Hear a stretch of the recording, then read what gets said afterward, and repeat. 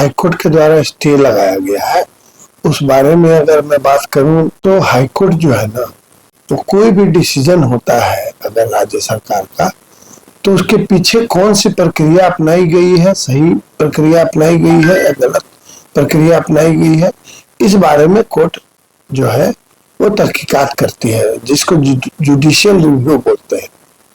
कोई भी निर्णय जो राज्य सरकार लेती है उसी को सीधे तौर पे राज्य सरकार अपील में सुनवाई नहीं कर सकती है।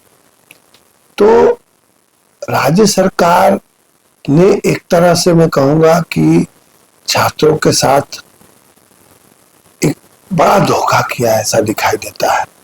देखिए, जब तक मामला न्यायालय के समक्ष नहीं पहुंचा था तब तक आम धारणा यही थी और हम लोग यही समझ रहे थे कि राज्य सरकार ने सोच समझ करके निर्णय लिया होगा और हर निर्णय, हर एग्जामिनेशन को रद्द करने के पीछे कोई न कोई ठोस कारण होगा। यदि ठोस कारण कोई है या मान लीजिए कोई परीक्षा ऐसी है जो दूषित है, तो राज्य सरकार को अपने निर्णय के पीछे लिखना था कि किस कारण से वो परीक्षा जो है दूषित है, पेपर लीक है या किस तरह का भ्रष्टाचार हुआ है। राज्य सरकार ने ऐसी कोई बात अपने आदेश में स्पष्ट तौर पे लिखा नहीं। राज्य सरकार को इस प्रकार का एक निर्णय लेना था, उसके बाद मिनिमम नोटिस की कार्रवाई करने के उपरांत यथोचित निर्णय हटाने का लेना था। सर, आंदोलनकारी छात्र आरोप लगा रहे हैं कि सरकार की ओर से एडवोकेट जनरल के द्वारा कोई मजबूत तर्क या तथ्य नहीं रखा गया जिससे स्टे को रोका जा सके। देखिए, ये बोलना गलत है। न्यायालय जब किसी विषय को, किसी मामले को देखती है तो जो आदेश पारित हुआ है वही देखेगी। आदेश के पीछे में अगर कोई कारण है और वो न्यायालय के समक्ष नहीं रखा गया है या भविष्य में नहीं रखा जाता है तो एडवोकेट जनरल को या जो सरकारी पक्ष है उसको आप बुरा या भला कह सकते हैं, परंतु राज्य सरकार ने ही ठगा है बच्चों को। राज्य सरकार ने ही धोखा दिया। राज्य सरकार ने एक साथ में 22 एग्जामिनेशंस को, 22 परीक्षाओं को रद्द करके और सारे लोगों को हटाने का निर्णय ले लिया, जबकि उचित ये था कि राज्य सरकार गंभीरता से विषयवार और एग्जामिनेशन बाय एग्जामिनेशन एक निर्णय लेती। सीजीएल के एग्जामिनेशन का मामला अलग था, उसके विषय में पेपर लीक के पर्याप्त साक्ष्य मिल गए थे तो वो लिखना था। 14वीं जेपीएससी का जहां तक प्रश्न है उसमें भी अलग किस्म के साक्ष्य मिले थे और जो एग्जामिनर्स थे, इवेलुएटर्स थे, वो लोग रूल के मुताबिक अपॉइंट नहीं किए गए थे। 2 साल के घंटी आधारित शिक्षकों से जो है आंसर शीट एग्जामिन कराई गई थी, ऑनलाइन एग्जामिनेशन कराई गई थी। तो बहुत सारे विषय ऐसे हो गए थे जो अलग अलग डील होने थे। राज्य सरकार ने जानबूझ करके एक धोखा देने की नीयत से सारे विषयों को समेट दिया और इस तरह से किया गया जैसे कि जब भी वो मामला न्यायालय में जाए तो प्रक्रिया के दोष के कारण ही न्यायालय को मजबूर होकर के स्टे देना पड़े। ये मैं समझता हूं कि राज्य सरकार का दिया गया एक बड़ा धोखा है और सरकारी पक्ष या सरकारी वकील चाह करके भी क्या बहस कर सकते थे। सर, एक और छात्र चाह रहा है कि सीबीआई जांच, और सरकार जो चाह रही है कि सीआईडी नहीं करेंगे, सीआईडी से करेंगे। आखिर इसके पीछे क्या तथ्य छिपा हुआ जो सरकार नहीं करना चाहती है? देखिए, राज्य सरकार ने या इस राज्य में जितनी भी परीक्षाएं हुई है जेएसएससी जेपीएससी की, यही आरोप लगता रहा है कि सारी परीक्षा में व्यापक तौर पे भ्रष्टाचार हुआ है, भयंकर भ्रष्टाचार हुआ है। कई बार ये भी आरोप लगा कि 30 लाख 40 लाख में जो है वो अपॉइंटमेंट्स और सीटें बेची गई है। कुछ एक एग्जामिनेशंस के बारे में जो मैंने प्राथमिक तौर पे जो जानकारी मेरे पास उपलब्ध है उससे यह स्पष्ट भी होता है कि कुछ न कुछ गड़बड़ी इन्होंने की है और मैं समझता हूं कि न्यायालय में भी आज न कल ये जरूर पकड़े जाएंगे। राज्य सरकार को भागते रहेगी तो भी जांच का सामना करना पड़ेगा। राज्य सरकार आज चाहती है कि जांच हो, परंतु परीक्षाओं को रद्द करने के बाद जांच बंद कर देती है। आप ही देखिए ना कि परीक्षा रद्द होने के पहले भयंकर तौर पर रेड चल रही थी, जांच चल रही थी और सारा जांच अपने आप सुस्त हो गया। तो राज्य सरकार बहुत चालाकी चल रही है और इस चालाकी का अंत होगा।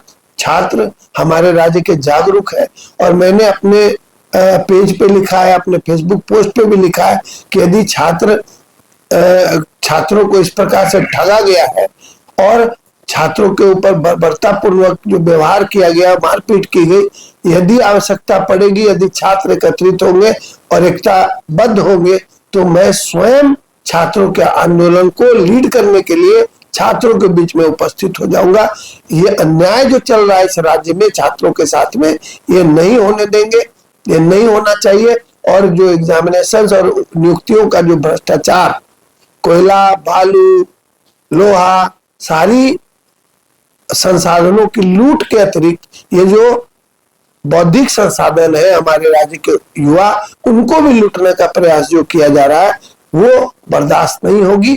मैं समझता हूं कि डंडा अगर चलाना ही है तो मैं डंडा खाने के लिए सड़क पर जरूर आने के लिए तैयार हूं। सर, लेकिन लाठीचार्ज तो ठीक है, लेकिन इस लोकतांत्रिक देश में और इस राज्य में कहाँ तक सही, जब पुतला दान करने जाते हैं लोग तो उसे लाठीचार्ज किया जाता, दौड़ा पीटा जाता। और यहाँ के सरकार के लोग खुद सिपाही बनकर जो कहते हैं कि जो भी पुतला दान कर आएंगे उसे दौड़ा दौड़ा कर पीटा जाएगा, जगह के लोग कह रहे, क्या कहेंगे? देखिए, ऐसा है ना कि ये लोकतांत्रिक देश है और लोकतंत्र में इस तरह के जो पीसफुल प्रोटेस्ट है उसको रोका नहीं जा सकता है। कॉन्स्टिट्यूशनल मैंडेट के हिसाब से भी छात्रों का या हर नागरिक का एक अधिकार होता है कि वो पीसफुल प्रोटेस्ट कर सके। विचित्र सी कहानी है कि राज्य सरकार ये नहीं चाहती कि हमारे यहाँ कोई पीसफुल प्रोटेस्ट भी करे और पुलिस ने कार्रवाई नहीं की, बल्कि झारखंड मुक्ति मोर्चा के गुंडों ने मारपीट की है। इस बारे में मैं गहराई से तो नहीं जानता, लेकिन अगर ऐसा हुआ है तो बहुत शर्मनाक है। और यदि ऐसा झारखंड के छात्र या किसी खास वर्ग के किसी खास पार्टी से जुड़े हुए छात्र अगर ऐसा कर रहे हैं तो उनको मैं पहले से आगाह करता हूं कि आज किसी और की बारी है। कल आपके सारे संसाधनों की लूट करने के बाद आपकी भी वही परिस्थिति खड़ी करेंगे ये लोग। आंख खोलिए, सिर्फ दलाली करके, कोयला बालू बेच करके आपका जीवन नहीं चल रहा है।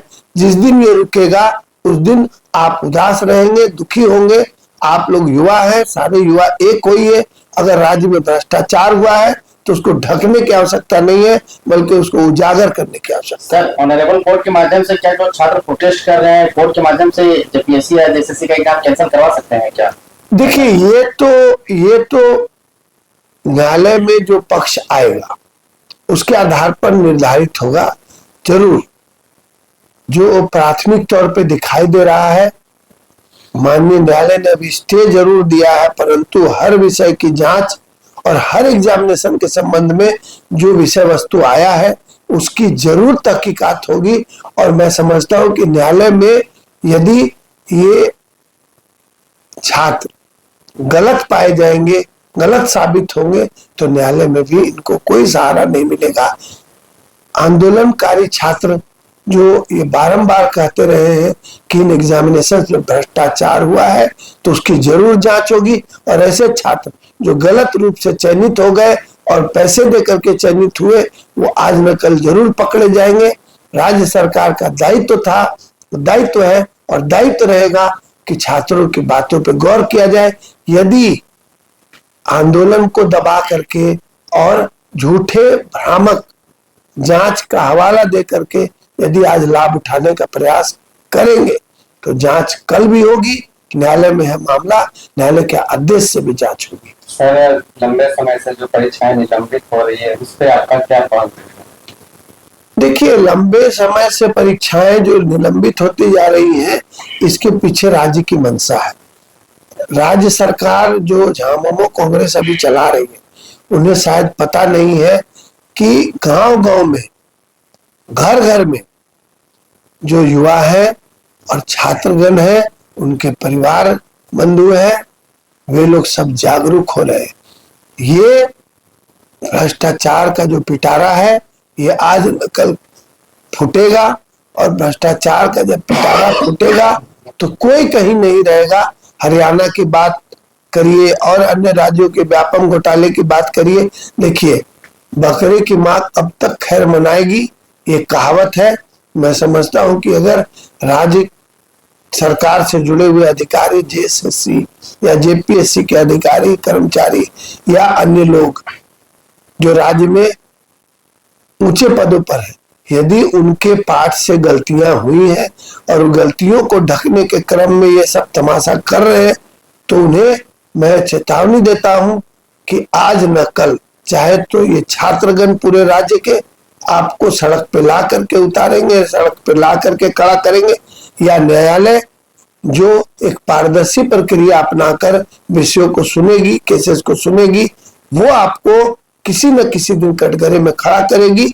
और जब ऐसा होगा तो आपके पास बचने का कोई रास्ता नहीं रहेगा, आप मुंह में खाली लपेट करके इस समाज से बाहर कर दिए जाओगे। है लेकिन अधिवक्ता भी समाज के जो है वो बुद्धिजीवी वर्ग से आते हैं और समाज से जुड़े हुए लोग होते हैं। आप देखते हैं कि जब भी कोई इंसान या कोई सिटीजन, कोई व्यक्ति हमारे पास अपनी तकलीफ लेके आता है, तो हम लोग उनकी तकलीफ से अपने आप तकलीफ महसूस करते हैं।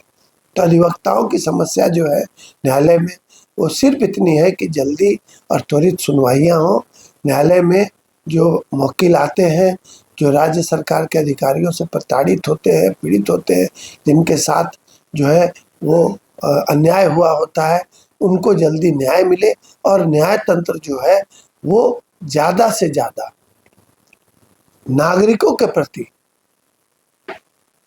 संवेदनशील हो, एक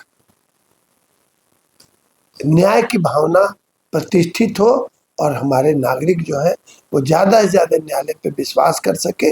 इसी को स्थापित करने में हम एडवोकेट्स लोग या लॉयर लोग लगे होते हैं। इसमें हम लोग का समाज के लिए और न्यायालय में हमारे काम से हमारा योगदान हो। अधिवक्ताओं का समूह है, वो एक परिवार है और परिवार जो है हमारा हर 2 वर्ष में अपना एक मुखिया चुनता है।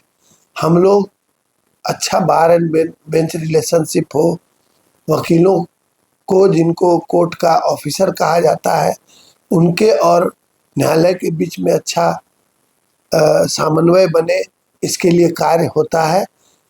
इस बार के चुनाव में अधिवक्ताओं ने मुझे अपना मुखिया, अपना अध्यक्ष चुना है। अधिवक्ताओं के वेलफेयर की बात होगी, अधिवक्ताओं के लिए जो वादे किए गए हैं उसको पूरा किया जाएगा।